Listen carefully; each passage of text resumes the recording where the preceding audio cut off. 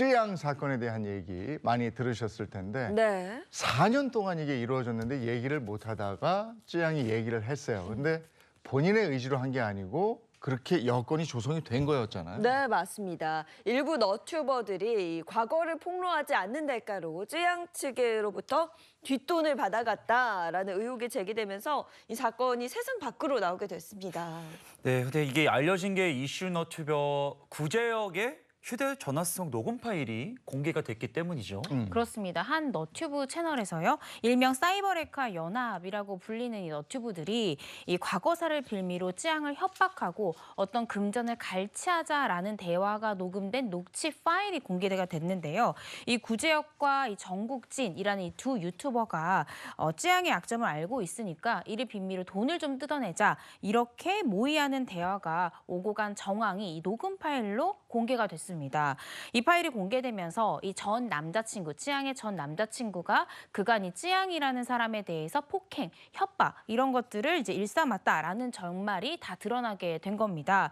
이 때문에 지난 26일 이 구제혁과 정국진이라는 유튜버 결국 구속되고 말았습니다. 이번 사건을 빌미로 해서 이 사이버 거의 이 협박범 네네. 뭐 이럴 정도로 다른 사람 약점 잡아서 이거 폭로하겠다고 협박하고 또 돈 뜯어내고 이런 사람들에 대한 분노가 있습니다. 오늘 그 얘기를 좀 하려고 하는데 분노 유발자 공개해 주시죠.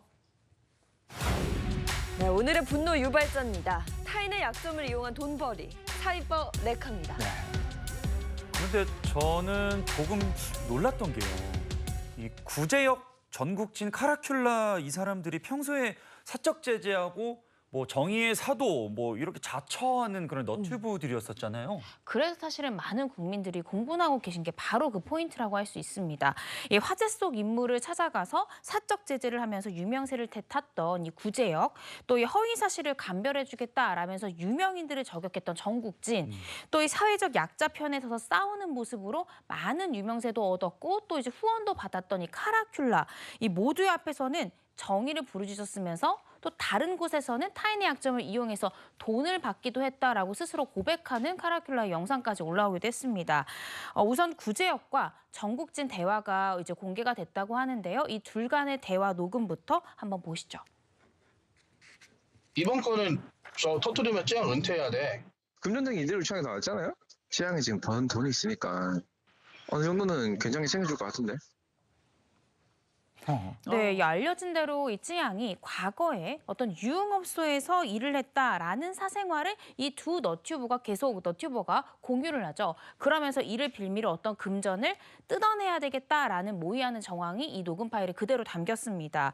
결국 쯔양 측은요, 구제혁이 협박을 해서 내가 용역의 대가가 아니라 협박에 못 이겨서 나는 5,500만 원이란 거금을 건네게 됐다라는 것이 쯔양 측의 주장인데요. 하지만 구제혁은 그런 사실 없다. 나 부끄러운 돈 받은 적 없다. 이렇게 주장하고 있고 리스크 관리 용역에 대한 대가였고 이 용역을 먼저 원했던 것도 쯔양 측이었다라는 것이 이 구제혁의 주장입니다. 그러면서 나는 이 요청에 따라서 어쩔 수 없이 이 용역 계약을 내가 수행할 수밖에 없었다라는 것이 구제혁 측의 입장입니다.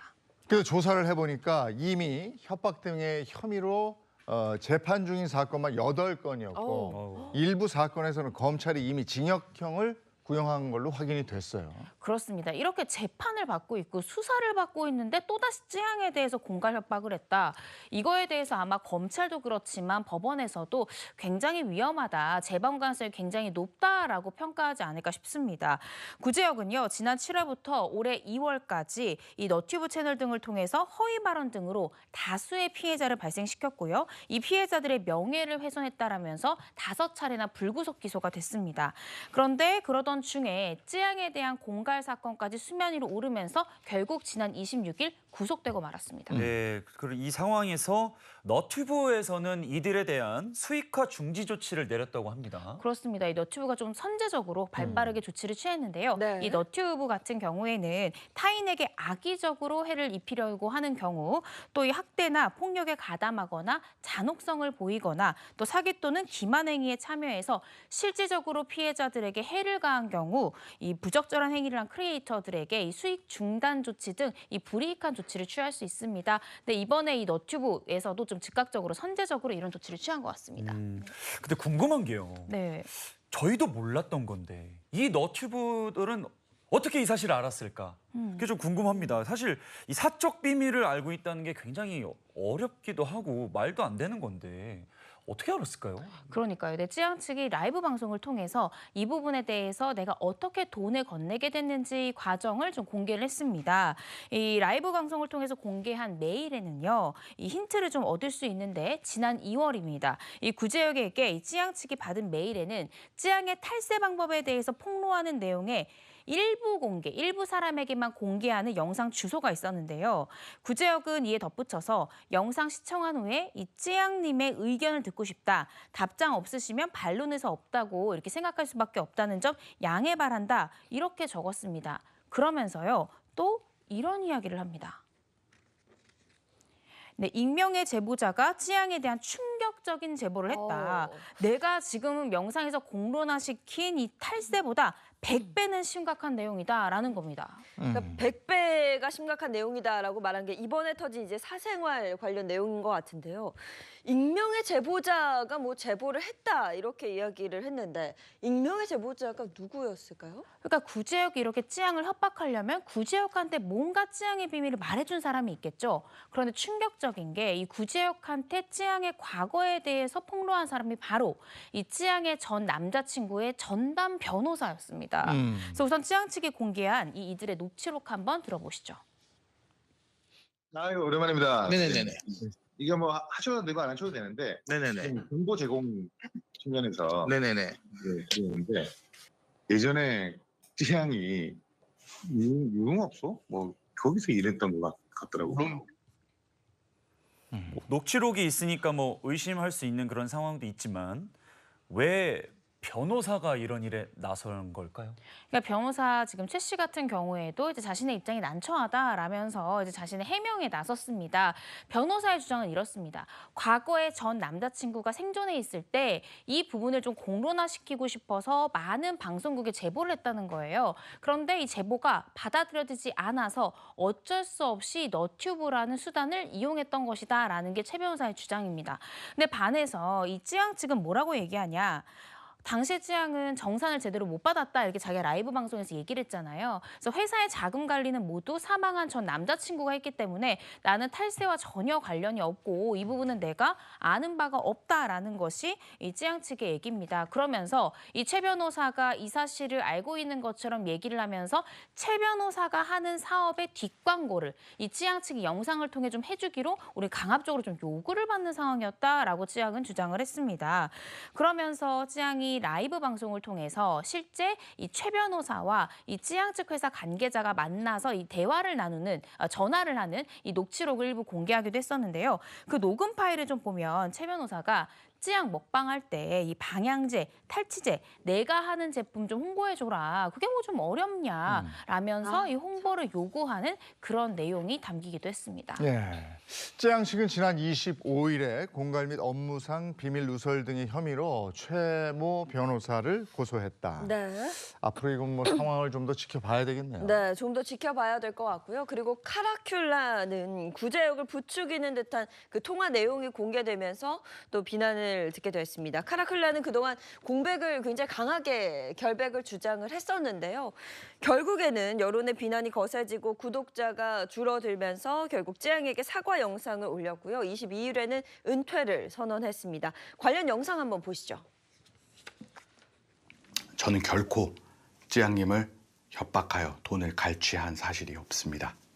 제가 여러분들께 솔직하게 말씀드리지 못하고 숨겨왔던 사실은 현재 사기 등으로 구속되어 있는 수투라는 자로부터 금품을 받은 것입니다. 3천만 원을 받아 개인적인 용도로 사용한 사실이 있습니다. 정말 죄송합니다. 사실 카라큘라는 약자의 편이라는 이미지가 굉장히 강해서 저도 처음에 굉장히 놀랐었거든요. 그래서 스트라는 사람에게 금품을 받았지만 어쨌든 찌양에게 협박은 사실이 아니다라고 이렇게 말을 했습니다. 어떻게 생각하시죠? 그러니까 지금 이제 카라큘라의 주장은 이겁니다. 내가 일부 잘못한 부분은 내가 자백을 하지만 찌양 부분에 대해서는 내가 구제역이나 전국진과 구체적으로 협박이나 공갈에 대해서 내가 구체적으로 공모하거나 아니면 어떤 가담 행위가 있는 것은 절대 아니다. 그래서 이 쯔양 측의 부분까지도 나에게 책임을 묻는 부분은 좀 억울하다라는 겁니다. 실제 지금 수사를 좀 해봐야 되긴 하겠지만 만약에 카라큘라가 단순히 어떤 조언을 준 정도에 불과하고 뭐 어떤 쯔양에게 구체적으로 얼마를 제시해라, 어떤 방법을 해라 이런 구체적인 공모 정황이 드러나지 않는다라고 하면 현재 구제역과 또 전국진이 받고 있는 쯔양에 대한 공갈 협박 혐의에 대해서 공범으로 인정되기는 조금 어려운 그런 상황인 것 같습니다. 이 부분에 대해서 카라큘라는 성실하게 조사에 임한다라고 했으니까요. 수사기관의 수사 결과를 좀 지켜봐야 될 것 같습니다. 결과적으로 이들에 대한 수익 창출이 이제 중지가 됐고 네. 일부는 구속이 됐고 일부는 계속해서 조사가 이루어지는 상황인데 처벌 수위는 어떻게 됩니까? 이게 사실은 가장 중요한 게 허위사실 적시 명예훼손이잖아요. 근데 많은 분들이 명예훼손죄 별거 아니다, 형량 약하다. 라고 말씀하시는데 실제가 그렇습니다. 저도 검찰에서 명예훼손죄로 수사를 해봐도 대부분 벌금형에 그치는 게 많거든요. 그러니까 이 피해자들은 뭐 국가에 얼마 가해자가 벌금 내는 것만으로 이 피해 회복이 된다고 보기가 어렵겠죠. 근데 구제역 같은 경우에는 지금 현재 공갈 혐의도 받고 있습니다. 찌양에 대해서 5,500만 원을 갈취했다라는 혐의도 받고 있고 찌양 측이 아직까지 합의를 해주지 않은 것 같은데요. 미합의, 미변제 5,500만 원 공갈 혐의, 실형이 선고될 수 있는 큰 문제입니다. 네, 찌양 사건으로 인해서 뭐 이슈의 중심에 서긴 했지만 사이버 레카는 사실 계속해서 논란이었고 문제를 일으키고 있었습니다. 너튜버 이 나락 보관소는요, 20년 전 밀양 성폭행 사건의 가해자로 추정되는 인물들을 피해자 동의 없이 공개를 하면서 또 경찰의 수사를 받고 있고요. 탈덕수용소라는 너튜버가 또 있었는데 이 채널 같은 경우에는 장원영, 강다니엘 등 인기 그 K-팝 스타 아이돌에 대한 악의적인 비방 영상으로 2억 원대의 수익을 올려서 불구속 기소된 바 있습니다. 그런데 사이버 레커, 사이버 레커, 이 정확한 의미가 좀 궁금해요. 레커 자체가 견인차를 의미를 하잖아요. 교통사고 났을 때 가장 현장에 빠르게 오는 레커차죠. 그래서 요거를 좀 같이 이용을 해서 사이버 레커, 사회적 문제가 발생했을 때 가장 신속하고 빠르게 이 관련 자료를 만드는 사람들을 일컫는 말입니다. 견인차는 문제를 해결하려고 오잖아요. 근데 이 사이버 레커의 문제는 문제를 오히려 더 혼란스럽고 가중시킨다라는 점이 문제점으로 찝히고 있습니다. 이 조회수 경쟁이 되다 보니까 사실 검증 없이 방송하는 경우가 많죠. 이래서 마치 허위 사실이 사실로 오인하는 시청자들이나 구독자가 발생할 수밖에 없다는 문제점이 있고요. 제대로 된 정보를 전달하는 데 목적이 있는 것이 아니라 이 콘텐츠 제작에만 혈안이 되어 있는 경우가 많다는 것도 문제점 중에 하나로 지금 지적이 되고 있습니다. 그러다 보니까 때로는 증거를 조작하기도 하고요. 멀쩡한 증거를 이제 불리한 부분만 짜집기 하면서 이제 방송을 하는 경우도 있고요. 또 이 대중을 현혹하고 또 가해자를 고발한다라는 명목으로 2차 가해를 한다든지 하는 과정 속에서 정말 억울하게 허위사실 피해를 입고 억울하게 이제 논란의 중심에 서게 되는 그런 케이스도 발생할 수가 있습니다. 너튜버 중에 일부는 정말 조회수에 목숨을 걸더군요. 네. 조회수 올리려고 별짓을 다 하는데 어떻게 보면 이제 구독자 수, 조회수가 그들의 세력이 되고 이 세력을 이용해서 자기들이 뭔가를 할 수 있다 그렇죠. 이렇게 생각하고 실제로 뭔가가 되고 그러니까 이걸 통해서 협박하고 네. 돈 뜯어내고 이런 게 가능해지는 거죠. 맞습니다. 실제로 전국진 씨의 사과 영상을 보다가 좀 충격적인 이야기를 들었었는데요. 레커 연합이라고 지칭되는 사람들과 만나서 술 한잔을 하다가 누구야 너 그만 좀 받아 먹어라 이런 얘기가 오고 갔다고 하더라고요. 이 정도면 사이버 레커 너무 일상적이다라고 생각해도 되는 부분 아닐까요? 그러니까요. 얼마나 이게 만연화가 돼 있으면 그만 좀 받아먹어라라고 농담처럼 얘기할까 싶은데요. 이런 유형이 바로 누군가를 협박해서 금전적 이득을 얻는 경우에 해당할 수 있습니다. 사이버 레커에는요. 크게 3가지의 유형이 있습니다. 우선 첫 번째는 허위 사실이 섞인 자극적 컨텐츠를 제작 유포하는 선전형이 있고요. 또 여기에 나쁜 놈을 엄단하겠다라면서 무분별하게 신상을 공개하는 사적 제재형이 있을 수 있고요. 마지막으로는 이 밀양 사건의 가해자 이 부분의 사적 제재형 같은 경우에 가장 이제 저희가 대표적인 예로 밀양 성폭행 사건의 가해자의 신상을 폭로했던 카라큘라가 대표적으로 이 2번째 유형에 해당이 될 것 같습니다. 그리고 이제 3번째 같은 경우엔 이번 찌양 사건처럼 돈을 주지 않으면 당신의 약점을 폭로 폭로할 거야라고 협박하는 유형, 이 세 번째 유형입니다. 이 쯔양 사건은 쯔양이 워낙에 유명하니까 이제 그 굉장히 일파만파가 되고 있는데 네. 이게 유명인에게만 국한된 게 아니라고 그래요. 네, 그렇습니다. 너튜버 구독자 30만 명을 보유한 채널 운영자인 엄태웅 씨. 이 엄태웅 씨는 종합 격투기 선수 출신으로요. 전 현직 이 폭력 조직원들과 스파링 장면 등으로 굉장히 화제를 불러일으켰던 인물입니다. 일명 부산 돌려차기남이 구치소에 있었을 때 피해자에게 보복을 하겠다고 말하는 거를 들었다라고 인터뷰를 하면서 또 한 번 유명해졌습니다. 관련 인터뷰 한번 들어보시죠. 안에 있었을 때 나가서 피해자를 찾아가서 죽여버리겠다, 더 때려주겠다. 저한테 2주 동안 그렇게 하루도 빠짐없이 얘기를 했고요. 저도 알죠. 근데 어느 날 돌연히 구속이 됐더라고요. 맞아요. 네. 그렇습니다. 무슨 일이죠? 얼마 전에 이 마약에 취한 채로 길 가던 여성을 치어서 사망하게 했던 이 압구정 롤스로이스 사건 많은 분들이 기억하실 텐데요. 이 그 롤스로이스 차량의 차주죠. 그 가해자의 지인으로부터 이 관련 영상을 올리지 않겠다라면서 그 대가로 3억 원을 받았다라는 겁니다. 이에 엄태웅은 양심을 팔지 않겠습니다라는 제목으로 라이브 방송을 진행했고요. 이 혐의 사실에 대해서 인정을 했습니다. 이 해당 유튜버 같은 경우에 영상에서 압구정 롤스로이스 사건의 가해자를 방송에서 저와 이 제 주변인이 언급하지 않는 것 조건으로 3억 원을 받았지만 이 돈을 주신 분이 돈을 다시 달라고 하면 저 그대로 다 드리겠습니다 라면서 경찰에 알릴 거고 또 피해자 오빠를 만나서 3억 원을 모두 주겠다 이렇게 밝혔는데요. 그러니까 이 영상의 주된 취지 자체가 만약 원치 않는다면 돈을 준 사람에게 나 돌려줄 의사도 있겠다 이런 것이 주된 취지였습니다. 이를 벌려놓고 이제 걸리니까 수습하려는 네. 그런 모습으로 보이는데 결국 구속됐고 형량이 어느 정도 나와요? 지금 엄태웅 같은 경우에는 3억 원을 갈취한 혐의를 받고 있죠. 현재 구속된 상황입니다. 공갈죄 같은 경우에 10년 이하의 징역형이 규정되어 있는데요. 지금 액수 자체가 3억 원에 달하기 때문에 만약에 이 피해자와 합의가 안 되고 미변제된 상태라고 하면 3년 이상의 유기징역형이 예상되는 그런 상황입니다. 다만 이제 문제가 뭐냐면 이런 피해를 입었을 때 피해자들이 가해자가 뭐 법적 처벌을 받는 것과는 별개로 사실은 이 피해를 좀 보상을 받아야 되는데 피해를 금전적으로 배상받기 위해서는 또 돈을 들여서 변호사를 선임해서 민사소송을 통해서 피해를 보상받아야 된다는 점에서 피해자를 2번 올리는 것이 아닌가라는 것이 문제점으로 좀 지적이 되고 있습니다.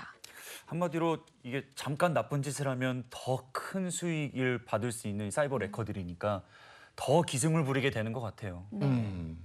아니 이렇게 금전적인 손해, 명예훼손 뭐 요 정도가 아니고 이렇게 되면 사람의 생명까지도 앗아갈 수 있는 이게 네. 중범죄로 발전할 수 있거든요. 네.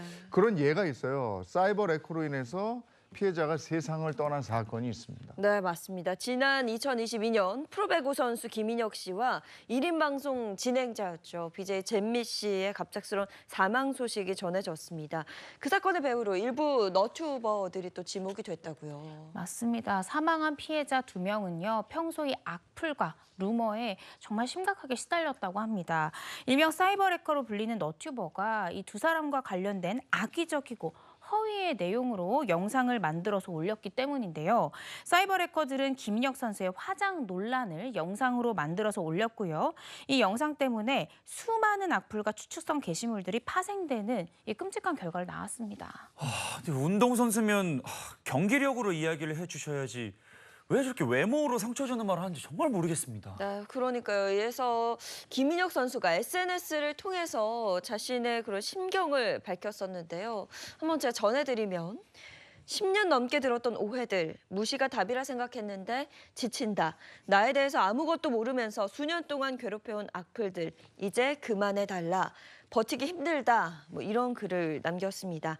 당시 김인혁 선수는요. 부상으로 전력에서 이탈해 있었던 터라 경기에 뛰지 못하는 아쉬움도 굉장히 컸던 그런 힘들었던 상황이었는데요. 그 순간 이런 악플에 따른 고통을 이기지 못하고 결국 2022년 2월 자택에서 생을 마감하고 말았습니다. 이 생전에 고인을 괴롭혔던 악플러들은 반성하지 않는 태도를 보였다고 하는데 이거 참 큰 문제네요. 맞습니다. 피해자가 아니다라고 밝혀도요. 많은 국민들은 이미 영상을 봤기 때문에 그렇게 생각하지 않는 거예요. 얼마나 답답하고 힘들었을까 마음이 아픕니다. 대부분의 사이버 레커들은요. 언론의 기사 내용을 짜깁기 위해서 영상을 만들죠. 그리고 검증되지 않는 사실을 마치 정말 진실이고 사실인 것처럼 보도를 하고 있습니다. 더 많은 조회수를 끌어올리기 위해서 자극적인 영상 만들기에 초점을 맞추고 있고요. 그렇기 때문에 자극적인 영상이니까 조회수가 빠르게 올라가고 조회수가 빠르게 올라가니까 더 많이 빠르게 유포되는 그런 패단을 안고 있습니다.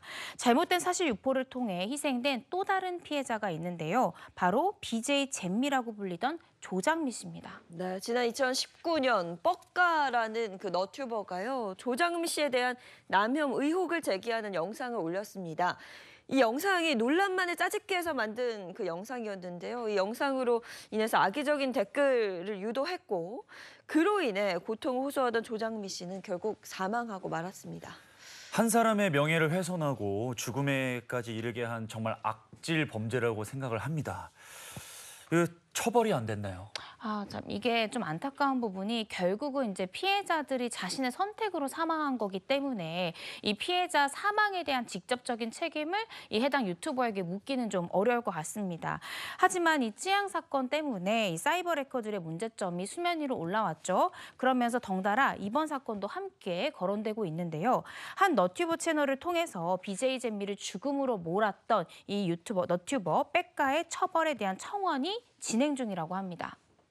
이 채널 운영자는요, 이 뻑가는 직접적인 살인을 저지르진 않았지만 여성 너튜버를 페미니스트로 프레임화해서 악플과 사이버 불링의 고통 속에 죽음으로 몰고 간 것은 간접살인이다라고 주장하기도 했는데요. 하지만 지금 이 부분에 대해서는 명예훼손죄로의 처벌은 가능할 수 있겠지만 사실은 이 피해자에 대한 이 죽음, 이 부분에 대한 직접 책임, 간접살인 이런 부분에 대한 형사처벌까지 물기는 좀 어려운 그런 상황입니다. 네, 실제로 지난해 대법원 이 사법 영감에 따르면요. 사이버 명예훼손에 관해 1심에서 징역형 실형이 선고된 경우는 101건으로 집행유예 절반에도 미치지 못했고요. 2022년 집행유예가 실형의 2배 이상이었다고 합니다. 강력한 처벌이 필요하다, 절실하다 좀 이런 생각이 좀 듭니다. 어제 검찰총장이 이 사이버 레커 범죄에 대한 엄단을 지시를 했는데 이런 맥락에서 나온 거겠죠. 그렇습니다. 과거에는 이렇게 한 사람을 저격하는 영상의 목적 자체가 그 개인에 대한 비방 이런 게 주를 이뤘다고 하면 요즘에는 수익 창출, 조회수를 올리기 위한 목적으로 이런 영상들이 제작되는 경우가 많다는 것이 문제인 것 같습니다.